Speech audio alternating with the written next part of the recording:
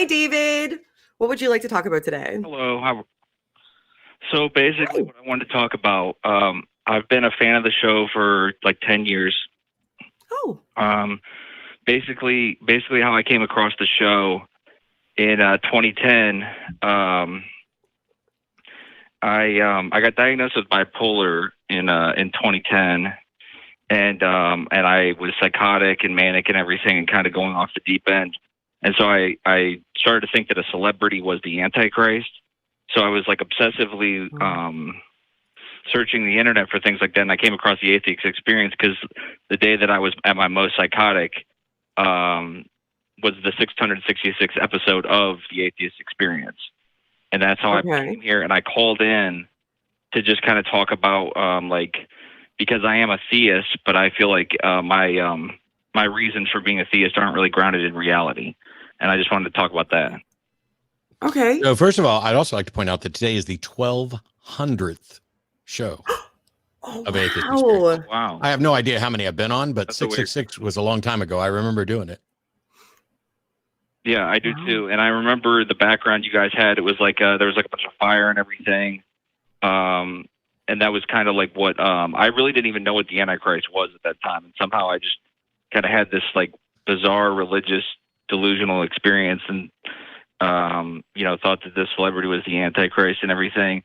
And basically what I came to the conclusion was a few years later was that I'm the second Adam that they talked about in the Bible. And I just know that there's really no good reason to believe it. I've talked to, psychiatrists, to talk to like a pastor and everything.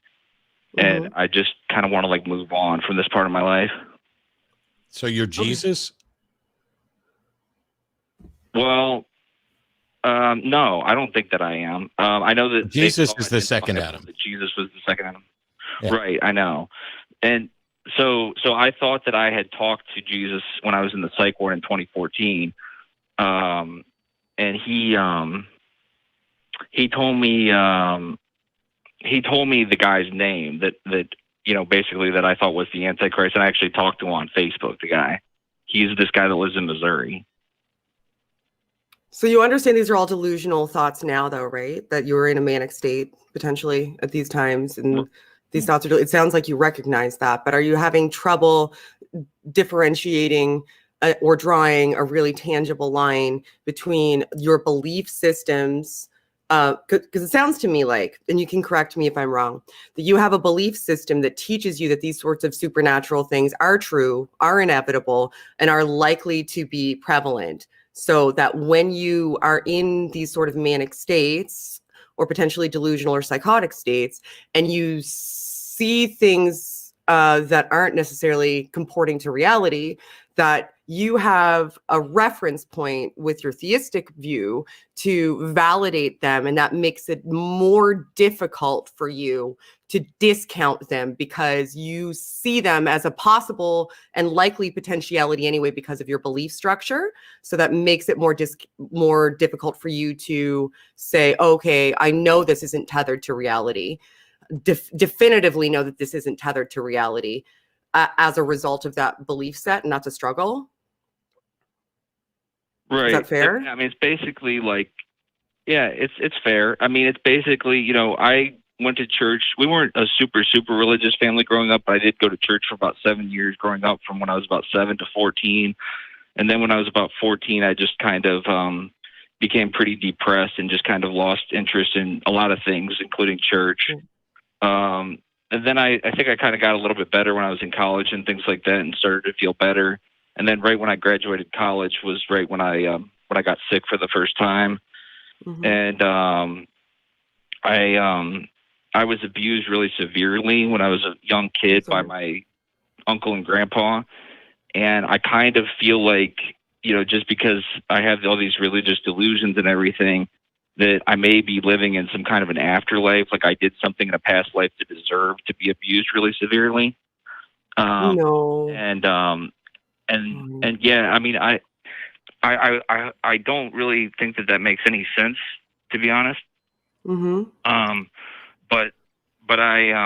it's first before you continue, I think that this is really important. No one deserves abuse, whatever abuse that you suffered, I want you to hear this message loudly and clearly. If you hear nothing else today that anybody else says to you about anything in regards to this, no one deserves abuse.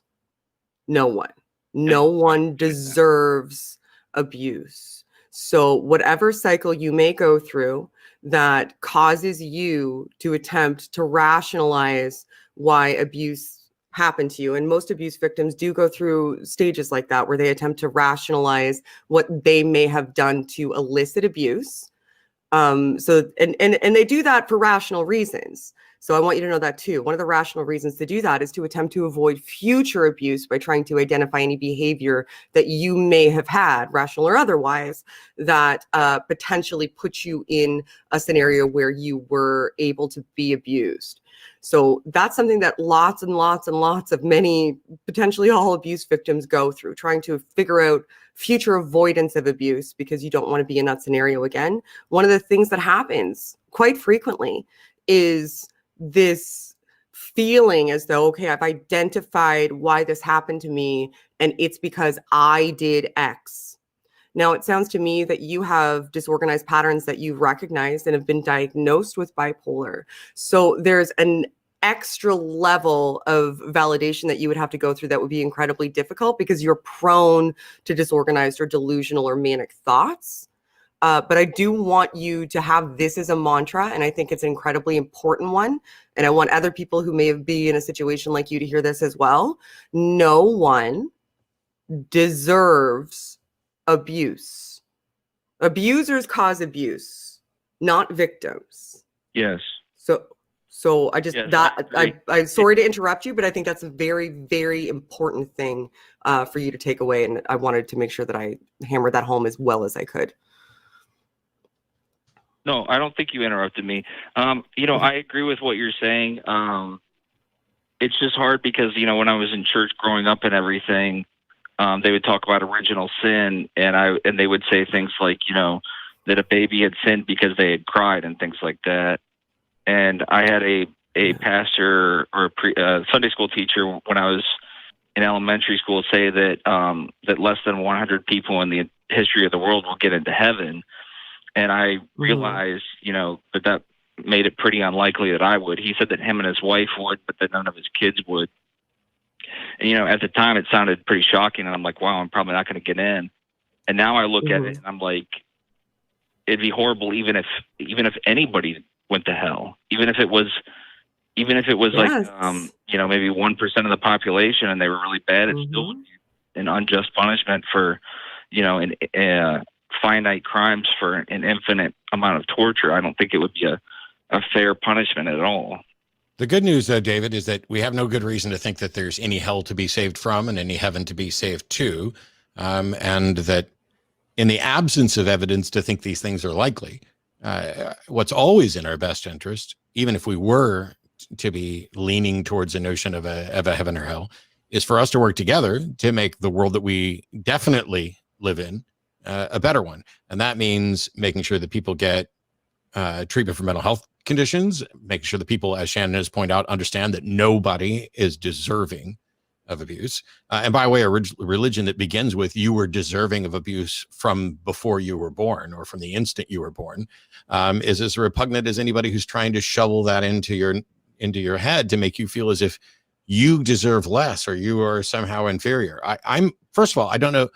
I'm curious as to what's bothering you currently that prompted this call, because I think Shannon's done a great job of hitting on all the things and providing comfort. It's just, was there something specific that happened very recently that made you, I don't know, worried about it again? So I'm giving a couple examples of patterns that I've seen that I believe to be, either the devil talking to me or God talking to me. And I still believe things like that happen, which is why I still consider myself a theist. But I really feel like, watching the Atheist Experience over the years has really helped me.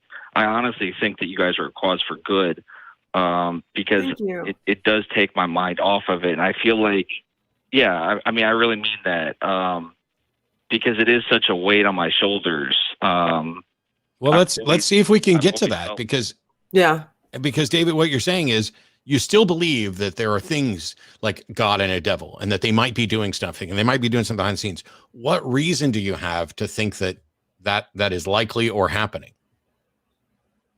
Well, for example, Matt, I'm based on something you said earlier in the show. You said something about, you were talking to the one caller about something like if you got in a car and you were driving and all the cars got out of the way. Yes. Things like that have happened in my life. Like things that like give me an example, because I specifically came up with something that mirrored the Exodus story. So what example like that has happened to you that we could possibly address? Yeah.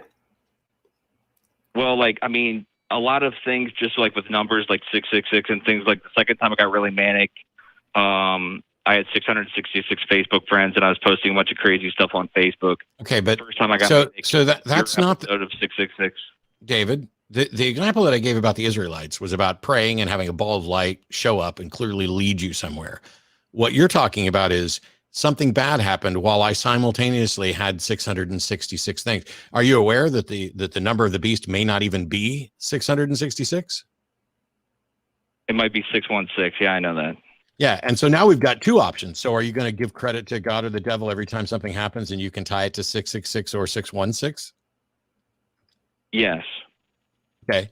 So now you're admittedly attributing two different things, only one of which can be true, to the same source when there's no evidence that the source exists. Mm-hmm.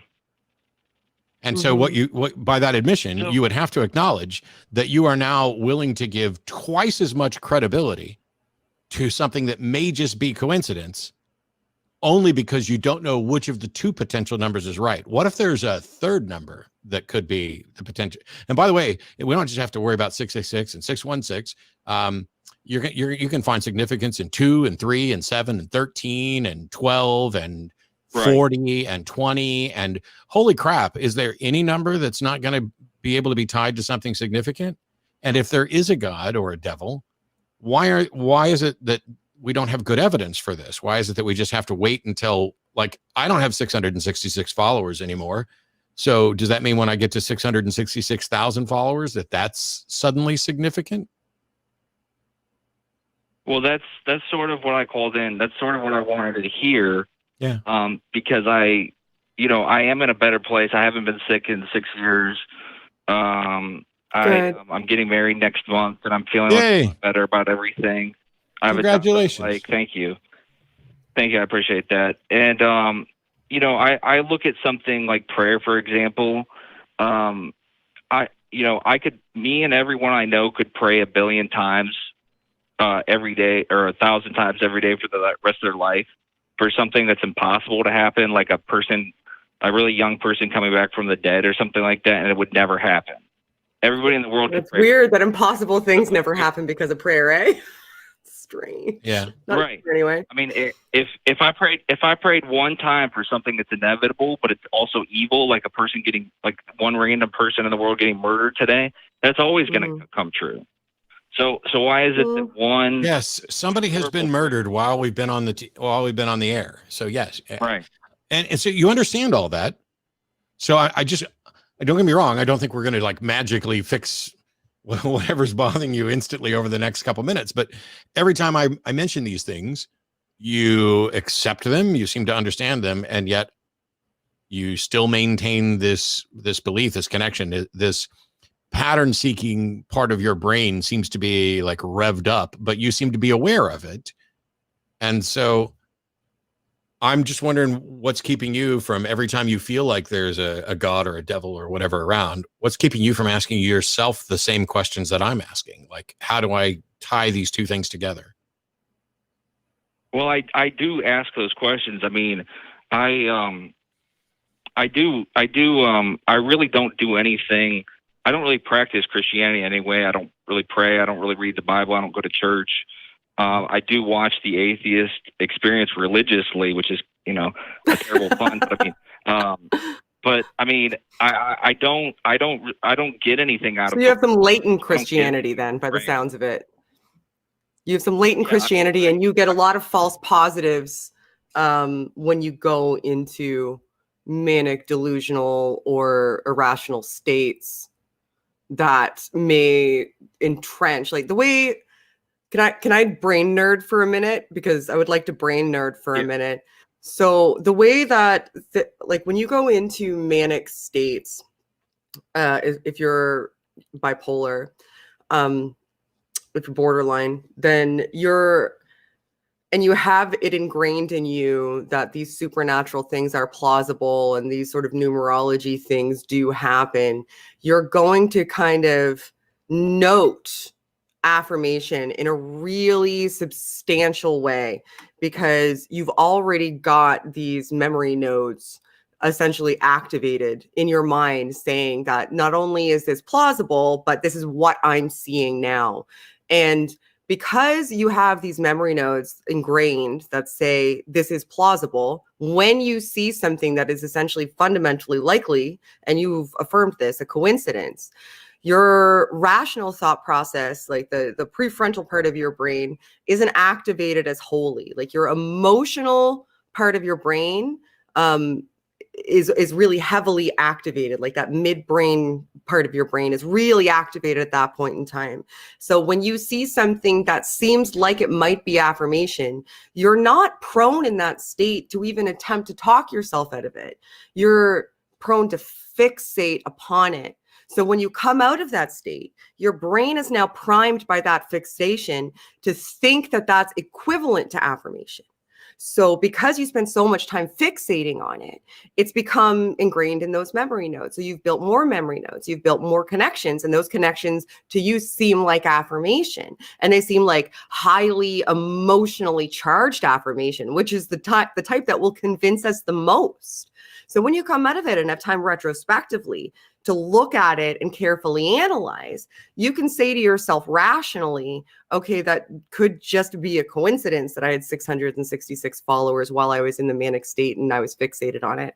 But that doesn't get rid of, because brains don't work like this, it doesn't get rid of that emotional clicking that you had that made you feel like, okay, this is it. Like I'm really discovering something here. This is affirming things to me. That part isn't necessarily connected as strongly to the rational part of your brain. It takes a little bit more to override. So you need to find a way, especially since this sounds like it's potentially an unhealthy cycle to you, to learn to figure out a way to disconnect or analyze that emotional component as well, or at least understand what it is so that you can work towards it. And it sounds to me like you're in a good spot now. So you likely have a therapist and you're medicated to a degree that it's not an impediment on function like it used to be. And I'm so happy to hear that. And that's great. But that's a little bit of insight to the inside of your brain and why it may be easy for you to look at it from a logical perspective, but not disconnect yourself from an emotional perspective. So let me ask this, because it might be useful, and I'm interested in what Shannon has to say. I have to try and think about. Granted, I'm not in the position that you're in, because I don't have bipolar. I don't have any mental health issues, apart from the anxiety that comes from being locked in my house since March, and probably some depression along with it, but nothing chronic that required that. So I had to try to think, what would I do?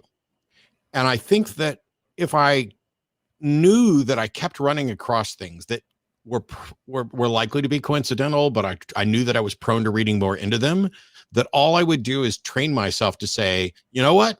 I don't know. And so each time I see one of those things, I can be like, wow, maybe that's suspicious. Maybe there's a supernatural event going on here, but you know what? I don't know.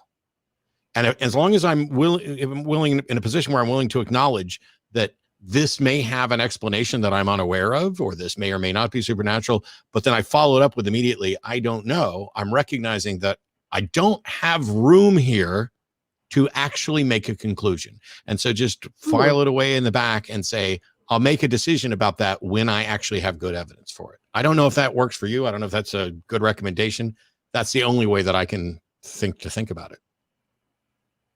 No, I mean, it definitely makes sense to me. And, you know, I've watched you talk so many times over the last 10 years. You know, I mean, I watch the show like every day. You know, I go back and watch shows that I've already watched before and things like that. and I get a kick out of it. It does help me, you know, to know, because I mean, when I talked to a pastor, he just wanted to read from the Bible and didn't really give any practical advice. But you know, I think when I was younger, I felt like, you know, being a Christian would help me with it because it would make me less likely to commit suicide. And I feel like I've always felt throughout my life since I was 7 that that's how I was going to go. Because I came really close when I was 7. I wrote a suicide note and everything, because I was just getting tortured at my grandparents' house really, really bad by both of them. And, you know, and I wrote a suicide note and everything. And I, you know, I would hate to commit suicide and then realize that I actually go to hell. I would hate for you to commit suicide at all, because what I know, what I'm convinced of is that if you commit suicide, you're unlikely to end up anywhere. And so you just threw away the one and only life that you know for sure that you've got. By the way, you'll be happy to know that donations while you were talking went from 665 to 670. We skipped right past 666. So there's nothing to worry about with this call. There you go. Well, I'm really glad that you called. Yes, I am. And I hope that this was in some way helpful. And I'm glad that you're consistently listening. And I'm happy to hear that you're engaged in introspective skepticism. So thank you for that, and keep going down that line. And please be healthy and take care of yourself. Yeah. And if you find yourself in need, you can always reach out to Recovering from Religion and the Secular Therapist Project if you don't have resources already in that area. All right. We'll let you go, David. Thank you. Have a good rest of your day. Thanks, David. When I hear people who have mental health struggles also simultaneously struggling with religious ideation and that causing an exacerbation. It's like we need a documentary that goes through all the harm. And granted, it would need to be like a 30-hour miniseries. All the harm that religions have done with regard to mental health issues, both with convincing people with mental health issues that they're possessed by demons, using exorcism and other non-science tools to fix a real issue, and then contributing to the marginalizing and the stigmatizing of people with mental health issues. I mean, religions, plural, across the board have been abominable when it comes to dealing with mental health issues. And I can't imagine being the type of person who's prone to that kind of thinking, more so than everybody else. I mean, we're all pattern seekers. We're all going to, hey, maybe there's something there. But to have your brain fuck with you all the time and go, maybe there is something there, and maybe it's because of you, and maybe you're the problem. And oh my, I just, let's try and do everything we can to get people the help they need and as much compassion as we can extend. So. Yeah, no, I agree with that. It's something that people don't consider. They seem to get this pass, even though they make things worse. I have a whole channel. It's fundamentally kind of dedicated to that sort of thing.